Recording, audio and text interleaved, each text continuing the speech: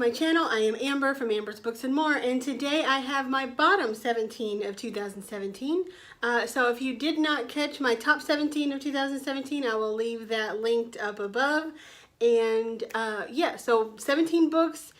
They were not all necessarily bad books. There may be some that I absolutely did not like, and I'll tell you about those. But there are also some that were okay, just I was disappointed in them. I had higher hopes or whatever the case. But there's a lot, so let's just jump right in and get started. So the first one is Dracula by Bram Stoker. I was very confused and surprised that this was so disappointing for me because I read this as a teenager long time ago, and I don't remember it being as weird as it is. It's told in interview and diary entry format. So the thing that really disappointed me was that this character, Dracula, is supposed to be this like big bad vampire for all of his life.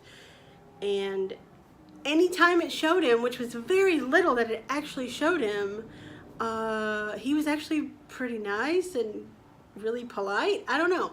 So, and then the ending just was very anticlimactic. It was not very good. So this one was only 2 stars. I thought that it could be written better, and I thought that maybe Dracula needed a say, and so I kind of maybe have been working on something, but definitely was disappointed in this one. So the next one is Nevernight, which is book 1 of, I guess, the Nevernight series, trilogy, whatever, by Jay Kristoff. So I had high hopes for this because I do love Jay Kristoff in the Illuminae. Here, the Illuminae files, and I had high hopes for this, but the writing style in this one is a little weird. So instead of just telling the story normally, there's a lot of like footnotes that you have to go back and forth on. And luckily I was listening to the audiobook while reading along, and it kind of helped me to know like how I was supposed to read it. And I didn't hate this book.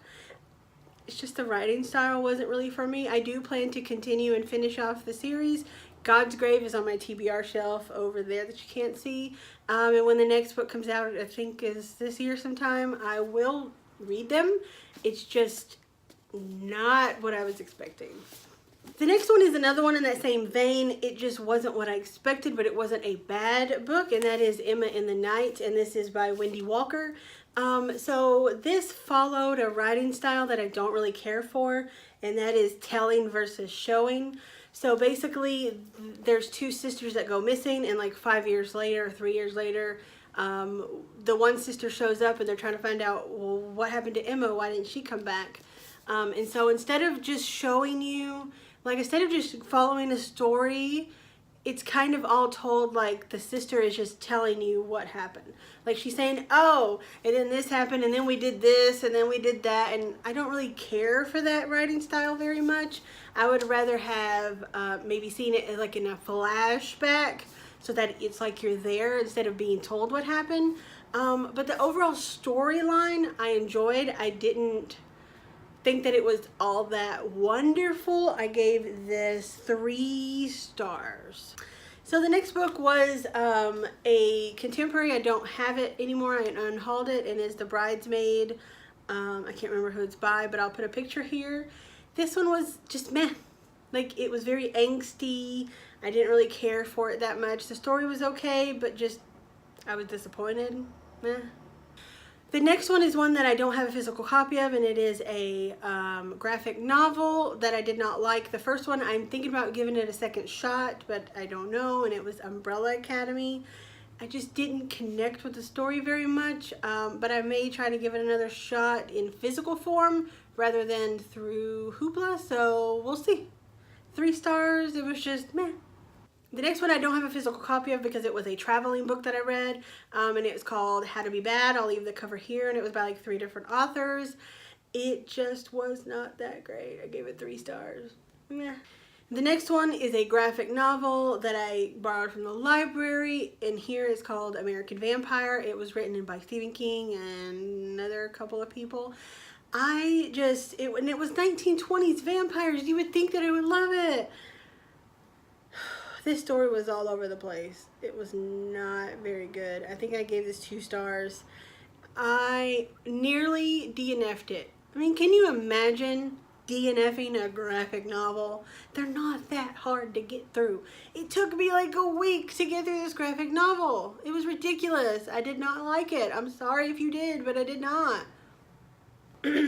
So the next one was also a traveling book that is probably going to get me a little bit of hate because a lot of people liked it.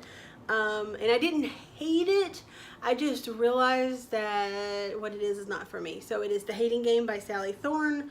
I'm sorry, Chelsea. I know this is one of your favorites. But the thing is, I didn't hate it, right? So I gave this 3 stars, I believe. And I was disappointed by it because I realized that I didn't really like this hate to love work type thing. I live right by a major street. So anyway, it wasn't bad. There was just a couple instances that I didn't like. There's an elevator scene that everybody finds hot, but I just found it cringy. I don't know. It just wasn't for me. And now I know to kind of stay away from the chiclets because they're just not really my cup of tea, I guess you would say. The next one is one that I also did not hate. I was just very disappointed in, and that is A Discovery of Witches by Deborah Harkness. I got this at like a library sale, I think, or somewhere really cheap. I remember I only paid like a couple dollars for it. I think I might have got it at the thrift store. Anyway, I liked it, but it seemed like an adult version of Twilight. So it's basically if Edward and Bella were a little bit more grown, and if Bella was a witch, you got this story. That's all I'm saying. There's a lot of the same tropes in it, and if you enjoyed Twilight and you want a more adult Twilight, you'll probably really love this. And I mean, I sound like a hypocrite because I do plan on continuing on with the series because I didn't hate it. It's witches. I like witches, you know?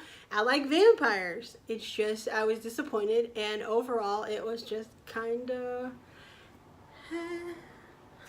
So the next one I picked up off of Book Outlet, and I was so excited because I got a signed copy, and then I ended up not really liking it that much. I mean, it was okay. I think I gave it 3 stars, but it wasn't what I was expecting, and I was pretty disappointed in it. And that was 13 Reasons Why by Jay Asher. It is a signed copy, like I said, and that's exciting. And I will keep it because I didn't hate it, but it was overhyped, I think. And I wish that... The only thing I say that this has going for it is the suicide piece. That the TV show should not have done that. If you've watched it, you know what I mean. They should not have done that in the last episode. That should have not been done. They could have went more with this, and then when it got picked up for a second season, it wouldn't have been so fucking crazy. But either way, I was pretty disappointed in this one. So the next 2 are both graphic novels, so I'm just kind of do them at the same time for time's sake. And one was Sabrina, the Teenage Witch one. That's kind of weird. I'll put the cover here. And the other one was Witches, and this is by a bunch of people. And this one was weird. Like, they're both weird. They were too much for me. I don't know. I just didn't like them. They both got 3 stars. They were okay. I didn't hate them, but meh. So my last 4 books are now books that are like 1-2 stars.